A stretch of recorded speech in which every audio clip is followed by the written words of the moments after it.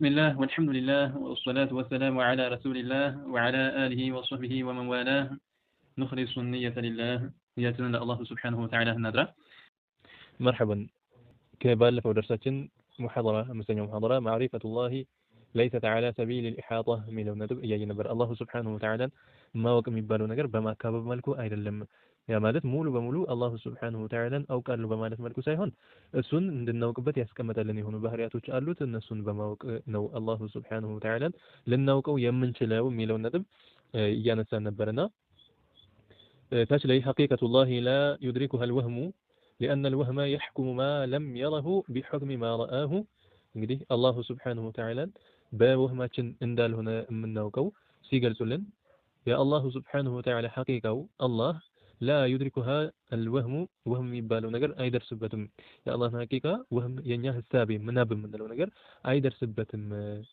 ለምንድን ነው የማይደርስበት ስንል لأن الوهم يحكم ما لم يره بحكم ما رآه ምክንያቱም ይህ ወህም የሚባለው ነገር ያላየው ነገር ባየው ነገር ስለሚፈርድ ያላየው ነገር ላይ ያየውን ነገር ፍርድን ስለሚሰጥ ማለት ነው።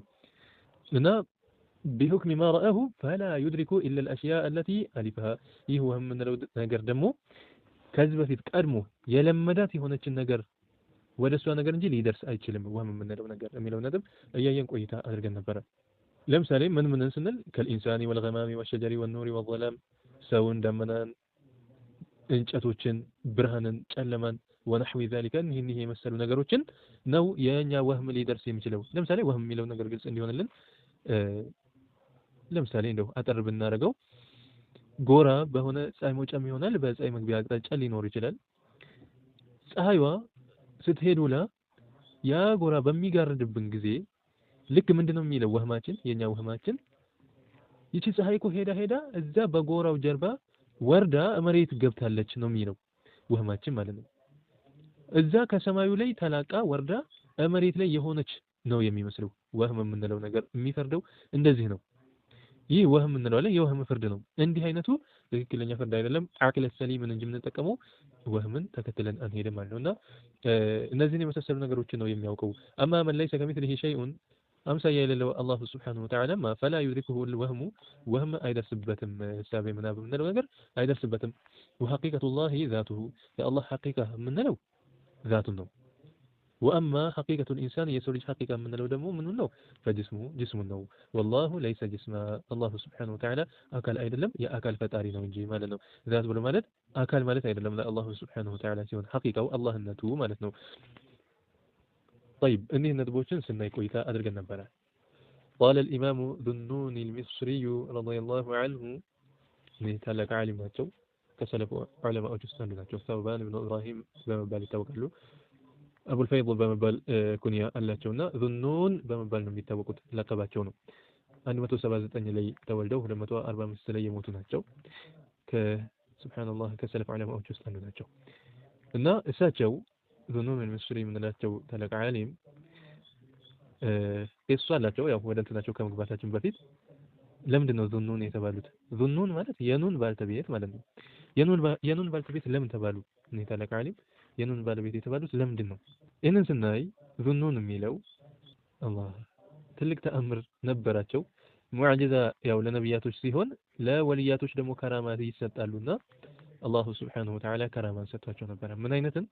ኑን ሐርፍን ከጅኖች የማዳኛ ሰበብ አድርጎላቸው ነበር።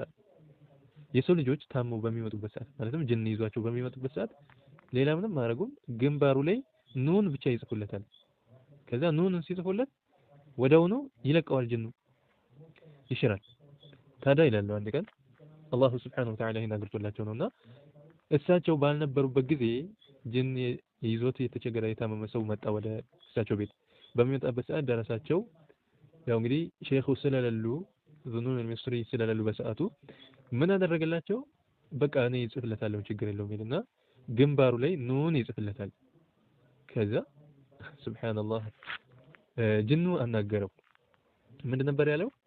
ኑኑ ያው ራሱ ኑን ነው፣ ያው የሚከተበው ያው ኑኑ ነው፣ አልተቀየረም። ነገር ግን አንተ ዙኑን አይደለህም፣ የኑኑ ባለቤት አይደለህም አንተ አለው ይላልና ሱብሃንአላህ እንደዚህ አይነት ታላቅ ዓሊም ናቸው። እናሳቸው ምን አሉ? መህማ ተሰወርተ ቢባሊክ አሉ ምንም ያክል ብትስላሉ ቢባሊከ በአእምሮህ እንደው ብትስል የፈለግከውን ያክል فالله الله بخلاف ذلك ይህ ማለት ነው لا يشبه ذلك ማለት ነው بخلاف ذلك አንተ የሳልከውን አይመስልም ብለው ግልጽ አድርገውታል። ያው ኺላፍ ሲባል ጋር አንዳንድ ጊዜ ተቃራኒ የሚለውን እንዳንረዳ ልብ እንድንል ምን ማለት ነው? فالله بخلاف ذلك ሲባል مهما تصورت بذلك በአእምሮ ፈለከውን ያክል ብትስል አላህ በዛ አገልባጭ ነው ሲባል አንተ ቀይ ብለህ ስትስል እሱ ጥቁር ብለህ ስትስል ነጭ ማለት አይደለም። ረጅም ስትል አጭር ስትል ረጅም ማለት አይደለም። بخلاف ذلك ማለት لا يشبه ذلك ማለት ነው። مهما تصورت بذلك አላህ እንግዲህ አእምሮ ሰጥቶናል እና مهما تصورت بذلك እንደ በአእምሮ የፈለከውን ያክል ብትስል አሉ فالله بخلاف ذلك الله سبحانه وتعالى ያንን ነገር አይመስልም ነው የሳልከውን ነገር ጭራሽ አይመስልም። አንተ የፈለከውን ያክል ብትስል ብትለፋ አላህ Subhanahu Wa Ta'ala ያን ነገር በጭራሽ አይመስልም። رواه عنه ابن عساكر ዘግበውታል ይሄንን في تاريخ دمشق በሚባል ኪታብ ላይ ማለት ነው። አሊ ኢብኑ ሐሰን ይባላሉ። አሊ ኢብኑ ሐሰን ኢማም የሆኑ ዓላማ ትልቅ ዓሊም ናቸው። الحافظ الكبير በማለት የሚገልጿቸው ታላቅ የሆኑ ሐፊዝ ናቸው። አቡል ቃሲም በመባል ይታወቃሉ። አቡል ቃሲም الدمشقي በመባል ይታወቃሉና እነዚህ ታላቅ ዓሊም 499 ላይ የተወለዱ ሲሆን 571 ላይ ነው ያለፉት።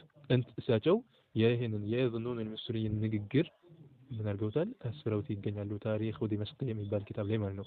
እና የእሳቸው ንግግር ምንድነው ማዕናው የሚለውን ስናይ ወማዕናሁ ትርጉሙ ምንድነው? أن الله لا يشبه أي مسلم أي صورة من يوم مثل أي مسلم خطرت على قلبك بقلبه لي ولي علون بقلبه لي يمت أيهنون أي مسلم الله سبحانه وتعالى لأنه مكنيات مستوجيتات جن ليس له صورة لسو مثل يلومنا لسو صورة مثل يلومنا ምንንም ነገር አይመስልም። አንተ የሆነ ነገር ብትስል ስዕልን ነው ያይሳልከው አላህ Subhanahu Wa Ta'ala ያን ነገር አይመስልም ማለት ነው። በል هو الله እንግዲህ አላህ ምንድነው? الخالق الذي ያ ፈጣሪ የሆነ ነው خلق الصور كلها ሱራዎችን በሙሉ የፈጠረ የሆነ ጌታ ነው እሱ አላህ Subhanahu Wa Ta'ala እና ፍጡራኖችን ሱራዎችን የፈጠረ የሆነ ጌታ ምን አይደለም ሱራ አይደለም የሱራዎች ፈጣሪ ነው እንጂ فخالق الصور የሱራዎች ፈጣሪ የሆነው ደግሞ لا يكون صورة እሱ ምስል አይሆንም ስዕል አይደለም አላህ Subhanahu Wa Ta'ala የምስሎች ሁሉ ፈጣሪ የሆነ ጌታ ነው እንጂ ማለት ነው። طيب قال الإمام أحمد الرفاعي الله يا رسول عليه الصلاة والسلام زاري ሆኑ ናቸው ታላቅ ወሊ ሱፊ ሆኑ معروف ናቸው ዒልምንም እንዲሁም ተቅዋንም ወልይነትንም ያካተቱ ይሆኑ የረሱል عليه الصلاة والسلام ዝርያ ያላቸው ይሆኑ ናቸው። أحمد بن علي በመባል ይታወቃሉ። 512 ላይ ተወልደው 578 ላይ ያለፉ ናቸው። ሱብሃንአላህ እኒህ ለብዙ ጊዜያቶች ያው ረሱል عليه الصلاة والسلام እየናፈቁ በናፍቆት እንግብግብ ብለው ቆይተው ሐጅ በሚያደርጉበት ሰዓት ከብዙ ጀማዓ ጋር ነበር የሄዱት እና እዛ ጋር ሄደው ረሱል عليه الصلاة والسلام ያ ጀዲ ብለው ነበር የተጣሩት። እንደዛ ብለው ሲጠሯቸው ረሱል عليه الصلاة والسلام ለበይከ ብለው የመለሱላቸው የሆኑ ከቀብራቸው ውስጥ የእሳቸውን ድምጽ የሰሙ የሆኑ ናቸው። مع ذلك ያ ሁሉ ጀማዓ እያለ ለዘይራችሁ እጃችሁን አውጡልኝ ብለዋቸው ረሱል عليه الصلاة والسلام አድርገውላቸው የዘየሩ የሆኑ ታላቅ የረሱል عليه الصلاة والسلام ዘር የሆኑ ታላቅ ወልይ ናቸው። እንዲሁም ዓሊምም ናቸው እና እሳቸው ምን አሉ?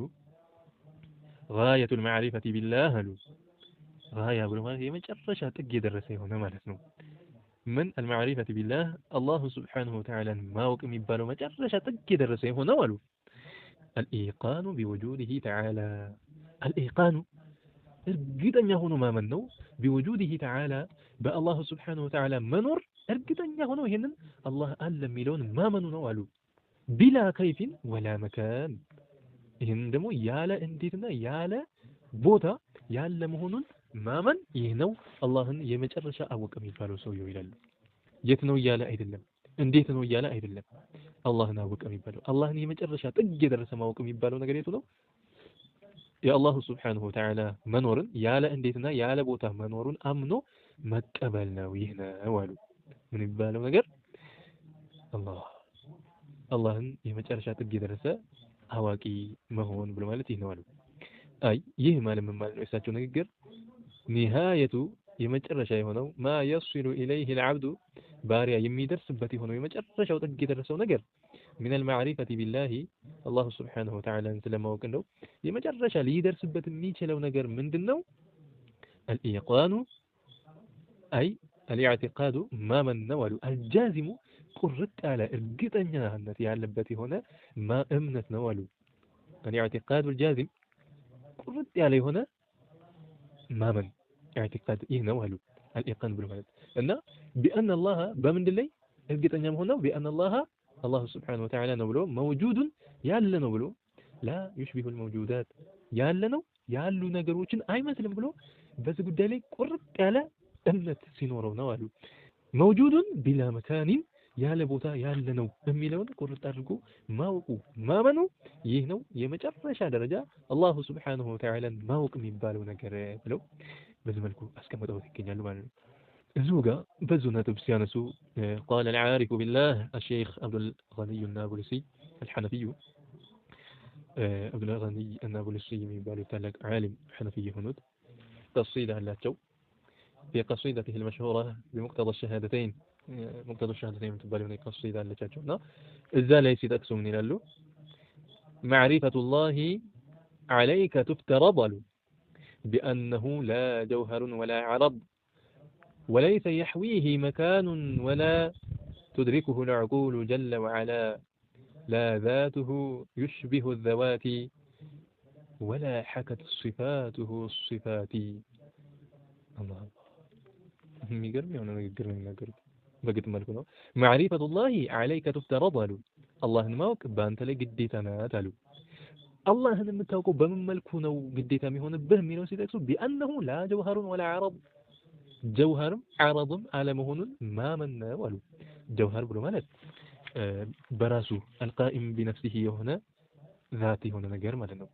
ለምሳሌ የሰው ልጅ አካላችን ጀውሃር ነው። ራሱን የቻለ መንቀሳቀስ የሚችል የሆነ ራሱን ችሎ የሚቆም የሆነ ነገር ነው። ዛፍ ብንመለከት ምን እንለዋለን? ጀውሃር እንለዋለን። ሌሎች ነገራቶች ደግሞ ዓረድ የምንላቸው አሉ። ዓረድ ብሎ ማለት የአካል ባህሪ አካልና የአካል ባህሪ ናቸው። ዓለም ስንል የሚካተተው አካል አለ፣ የአካል ባህሪያቶች አሉ እና አካል የምንላቸው ነገሮች ጀውሃር እንለዋለን። የአካል ባህሪ ደግሞ ዓረድ ይባላል። ለምሳሌ የሰው ልጅ አካል ነው፣ ጀውሃር ነው። ግን ባህሪው ለምሳሌ ንዴተኛ መሆን፣ ደስተኛ መሆን፣ ታጋሽ መሆን የምንላቸው ነገሮች ዓረድ እንላቸዋለን። ጅስሙ ራሱን ችሎ ይቆማል። ግን ያ ባህሪው ደግሞ ዓረዱ ምንድነው? እዛ አካሉ ላይ ሆኖ ነው እንጂ ሊገለጽ የሚችለው ከአካሉ ተለይቶ እንደዚህ ተብሎ ሊገለጽ የሚችል ነገር አይደለም ማለት ነው። ለምሳሌ ቅላት ብንለው የሰውየው ቀይ ነው ብንል አንዱን ሰው መልከኛ ነው ቀይ ነው ብንል ያ መልከኛ የምንለው ነገር ሰውየው ላይ ሆኖ ነው። ከሰውየው ተነጥሎ የሰውየው መልክ ብላችሁ መለየት አትችሉም። አዕራድ እንለዋለን። ይሄ ባህሪና ምንድናቸው? አካል የምንላቸው ነገሮች ማለት ነው። እና ምን አሉ? بأنه لا جوهر ولا عرض الله سبحانه وتعالى አካልም ይሁን የአካል ባህሪም አለመሆኑን ማመኑ በአንተ ላይ ግዴታ ነው፣ ዋጅብ ነው አሉ። وليس يحويه مكان ولا አሉ الله سبحانه وتعالى ቦታ አያካብበውም ولا تدركه العقول جل وعلا ዓቅል የሚባለው ነገር አይደርስበትም። እሱ የተጠራራ የሆነው ጌታችን ነው አሉ። لا ذاته يشبه الذوات ذاتም የአላሁ سبحانه وتعالى ሐቂቃው ذاتዎችን አይመስልም። የፍጡራኖችን ዛት የሚመስል አይደለም። ولا حكت صفاته الصفات ባህሪያቶቹም የአላሁ سبحانه وتعالى ባህሪያቶች ከፍጡራን ባህሪ ጋር አይመሳሰልም፣ በጭራሽ አይገናኝም ብለው አብዱል ገኒ እና አቡልሲ የምንላቸው ታላቅ ዓሊም ይናገራሉ። ስለ አላሁ سبحانه وتعالى ያለ ቦታ ያለ ስለመሆኑ ሲናገሩ ማለት ነው። الله نحن نقول لمن يثبت المكان لله سبحانه وتعالى ለአላሁ سبحانه وتعالى ቦታ ለሚያሰብት ሰው እንለዋለን ምንድነው የምንለው? ኢማም አልኩሸይሪ የተናገሩትን ንግግር ነው የምንለው። እሳቸው ለአላሁ سبحانه وتعالى ቦታ የሚያሰብት የሆነን ሰው በምን መልኩ መልስ መስጠት እንዳለብን ያስቀምጡልን ንግግር አለ። በጣም አጂብ የሆነ ነው። በዘመናቸው ገጥሟቸዋል እንዴ የሚያስብል የሆነ ነው። አላህ ምን ይላሉ እሳቸው?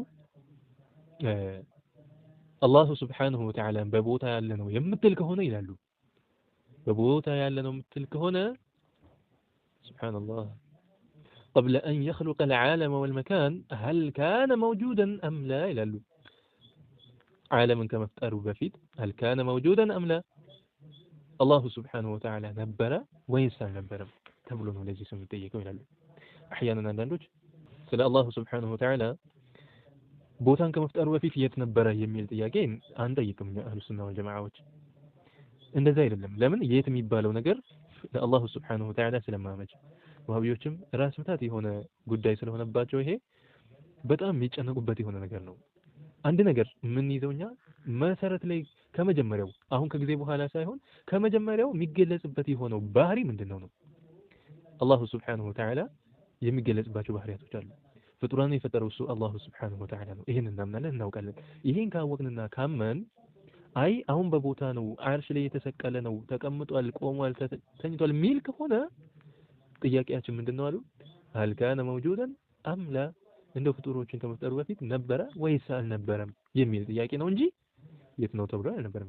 ለምን የት ነው አይባልም። አላህን የት ተብሎ የሚጠይቅ ጌታ ስላልሆነ የት የምንለው የሆነ ቦታ ላይ ተብሎ እንዲመለስልን ይሄ ጥያቄ አይጠየቅም ማለት ነው። አላሁ ስብሓነሁ ወተዓላ በቦታ የማይገለጽ ስለሆነ የት በሚባለው ቃል አይገለጽም እና هل كان موجودا أم لا አላሁ ስብሓነሁ ወተዓላ ነበረ ወይስ አልነበረም ታዲያ ፍጡራኖችን ከመፍጠር በፊት ብለን ጠይቀዋለን አሉ። እና ከዚህ ጋር እንግዲህ ምንድነው فمن ضرورة العقل እንደው አቅላችን ከሚያስገድደን ነገር ውስጥ ይህ ጥያቄ ከተጠየቀ ሰውየው ግዴታ ሊል የሚችለው ነገር ምንድነው ካል አዋን ነበረ ነው።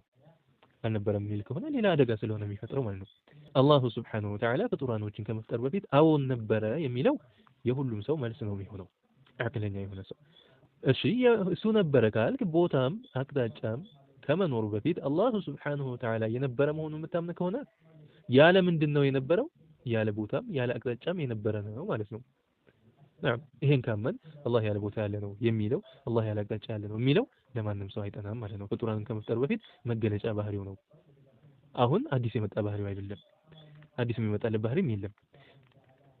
ፍጡራንን ከመፍጠሩ በፊት በሚገለጽበት ባህሪ ደግሞ ይገለጻል ጌታችን ሱብሓነሁ ወተዓላ። ከጊዜ በኋላ የሚቀየርለት የሆነ ባህሪ የለም። ይሄንን አስምረን የምንይዘው ነገር ነው ማለት ነው።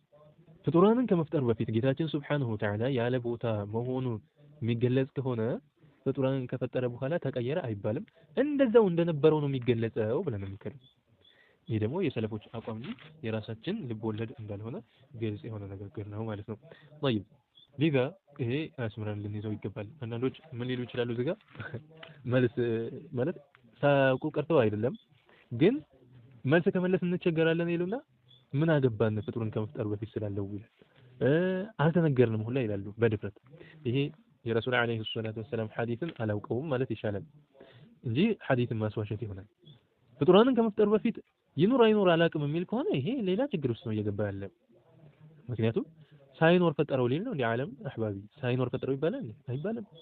በቁርአንም በሐዲስም አላሁ ስብሓነሁ ወተዓላ የነበረ ጌታ ነው። ፍጡራንን ከፈጠረ በኋላ ደግሞ ፍጡራንን ከመፍጠሩ በፊት በነበረው ባህሪ ይገለጻል የሚለው የሙስሊሞች እምነት ነው። ካነ አላሁ ወለም የኩን ሸይኡን ገይሩሁ የሚለው ሐዲስ ምንም ነገር ሳይኖር በፊት አላሁ ስብሓነሁ ወተዓላ ነበረ ብለውናል። ምንም ነገር ሳይኖር በፊት አላህ ነበረ ወይስ አልነበረም ሲባል አልተነገረም የሚል ሰው ይሄ ከባድ የሆነ ቅጥፈትን እየቀጠፈ መሆኑን ሊታወቅ ይገባል ማለት ነው። طيب እና ጌታችን ሱብሓነሁ ወተዓላ ያለ ቦታ ያለ አቅጣጫ ያለ መሆኑ ግልጽ ነው። الأصل الذي تبنى عليه العقيدة الإسلامية هل الأصل يا መሰረቱ الذي تبنى عليه የምትመሰረትበት ማለትም የሚገነባበት የሆነው ምኑ العقيدة الإسلامية የሙስሊሞች አቂዳ የሚመሰረትበት የሆነ መሰረቱ ምንድነው? معرفة الله ومعرفة رسوله صلى الله عليه وسلم الله سبحانه وتعالى لنا መልእክተኛውን የአላህ መልእክተኛን ማወቅ ነው። አስሉ መሰረቱ ይሄ ነው። አቂዳችን መሰረቱ ይሄ ነው። የተገነባበት የሆነው አላሁ ስብሓነሁ ወተዓላ ማወቅ ረሱል አለይሂ ሰላቱ ወሰላም ማወቅ ومعرفة الله አላህን ማወቅ የምንለው ነገር ደግሞ ተኩኑ بمعرفة ما يجب لله ተኩኑ አላህን ማወቅ የሚባለው ነገር ይሆናል። በምንድን ነው የሚሆነው? بمعرفة በማወቅ ነው። ما يجب لله ለአላሁ ስብሓነሁ ወተዓላ የሚሰብት የተረጋገጠ የሆነውን من صفات الكمال ሙሉ ከሆኑ ባህሪያቶች التي تليق به እነዛ የሚያመቹበት ሙሉ የሆኑ ባህሪያቶች ሆነው የሚያመቹበት በሆኑ ባህሪያቶች የሚገለጽ የሆነ ጌታ ነው ማለት ነው። ما يجب لله ብሎ ማለት ለአላህ Subhanahu Wa Ta'ala የሚሰብትለት የተረጋገጠ የሆነ ማለት ነው። እሱ ምን ማለት ነው? አይ ما لا يتصور في العقل عدمه ማለት ነው። ያ ነገር አለመኖሩ ለአላህ Subhanahu Wa Ta'ala ባህሪ ሆኖ አለመምጣቱ አቅላችን የማይቀበለው የሆነ ነገር ያ ነገር ጌታ ለመሆን ይሄ ነገር ያለው መሆን አቅላችን የሚያሰብተው የሆነ ነገር ይህን ምን እንለዋለን? ማ የጅቡ ሊላሂ እንላለን። ለአላህ Subhanahu Wa Ta'ala የሚሰብት የሚረጋገጥ የሆነ من صفات الكمال ሙሉ ከሆኑ ባህሪያቶች التي تليق به ሙሉ መሆን ብቻ ሳይሆን የሚያመችበት የሆነ ምክንያቱም አንዳንድ ጊዜ ሙሉ የሆነ ባህሪ ነው ብለን ስናበቃ ለአላህ የማያመቹ የሆኑ ባህሪያቶች ስላሉ ለምሳሌ ከሰው ልጆች ወይንም ከፍጡራኖች አንፃር ስናየው ያንን ነገር ሙሉነት አድርገን የምንወስደው ለአላህ Subhanahu Wa Ta'ala ግን የማያመች የሆነ ባህሪያቶች አሉ። በምን ያህል ምሳሌ የሰው ልጅ መሃን ከሆነ የማይወልድ ከሆነ ጎዶሎ ነው፣ ነቅሱ ነው ለሱ። መውለዱ ምንድነው ለሰው ልጅ ይሄ ሙሉነት ነው፣ ሙሉ ነው ይሄ ባህሪ። ግን ለአላህ Subhanahu Wa Ta'ala ይሆናል ወይ ስንል አይሆንም። ሙሉ የሆኑ ባህሪያቶች ብቻ ብሎ አልቆሙም እዚህ ጋር ሙሉ የሆነ ሆኖም ጎዶሎ ያለበት ባህሪ አይሆንም ለአላህ Subhanahu Wa Ta'ala ከመሰረቱ። ግን ሙሉ የሆነ ሙሉነትን የሚያመላክት የሆነ ጎዶሎነትን የማያመላክት የሆነ ባህሪ ሆኖ በዛም ላይ የሚያመችበት የሆነ ባህሪ እነዚህ ለአላህ Subhanahu Wa Ta'ala የተረጋገጡ ናቸውና በእነዚህ ነው አላህን ልናውቅ የምንችለው ይሉናል። አንድ ይሄ ነው። ወማ يستحيل عليه በሱ ላይ ሙስተሒል የሚሆነውንም ነገር በማወቅ ነው። ሙስተሒል ብሎ ማለት الذي لا يتصور في العقل وجوده ውጁዱ ያ መኖሩ መገኘቱ አቅላችን የማይቀበለው የሆነ ነገር ለአላህ Subhanahu Wa Ta'ala አላህ ላይ ይሄ ባህሪው ይሆናል ተብሎ አቅላችን የማይቀበለው የሆነ ነገር ሙስተሒል እንለዋለን።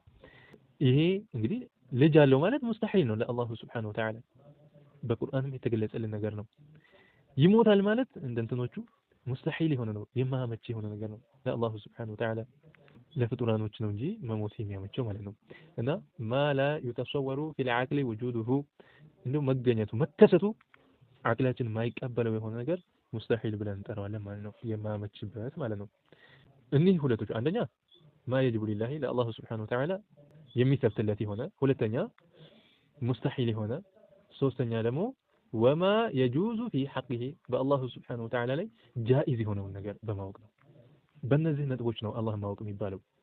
ወማ የጁዙ في حقه በሱ በአላህ Subhanahu Wa Ta'ala ላይ ጃኢዝ የሆነ ነገርን በማወቅ ለምሳሌ ከخلق شيء وتركه የሆነ ነገር መፍጠርን እና መተውን ይመስል ለምሳሌ ጀማል የሚባልን ሰው ወይንም የሆነን ፍጡርን ወይንም ሰዎችን መፍጠሩ ጃኢዙ ነው። ማንም አስገድዶት አይደለም የፈጠረን።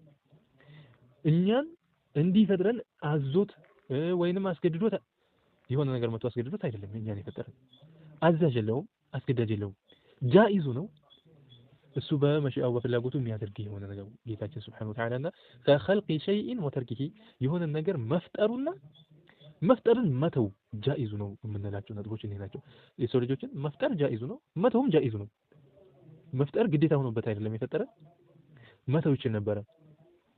ያልፈጠራቸውን ፍጡሮችን ግዴታ ፍጠር የሚለው የለም፣ በትዕዛዝ አይደለም የሚሰራው ጌታችን Subhanahu Wa Ta'ala እና የሆነ ነገር መፍጠሩ እንዲሁም ያን ነገር መተውም ጃኢዙ እንለዋለን። የሰው ልጆችን መፍጠርም መተውም ጃኢዙ ነበረ።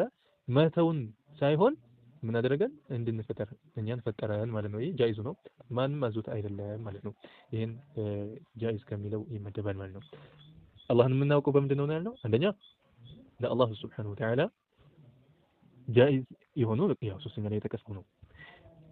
ማ የጅቡ ሊላህ ያልነው ለአላህ Subhanahu Wa Ta'ala የሚከብቱለት የሚገለጽበት የሆኑ ባህሪያቶች አሉ። ወማ يستحيل عليه በሱ ላይ ሙስተሒል የሚሆኑ ነገሮች በፍጹም ለአላህ Subhanahu Wa Ta'ala ልንጠቀማቸው የማይገቡ ባህሪያቶች የማይገለጽበት የሆኑ ባህሪያቶች ማለት ነው። እና ጃኢዙን ለአላህ Subhanahu Wa Ta'ala ጃኢዝ የሆኑ ነገሮችን በማወቅ ነው አላህ Subhanahu Wa Ta'ala የምናውቀው ማለት ነው። አላህ Subhanahu Wa Ta'ala በተማነው ተጠቃሚዎች አድርገን اللهم علمنا علما ينفعنا وانفعنا بما علمتنا وزدنا اللهم علما وارزقنا فهما برحمتك يا ارحم الراحمين. آمين آمين. الحمد لله رب العالمين. اللهم صل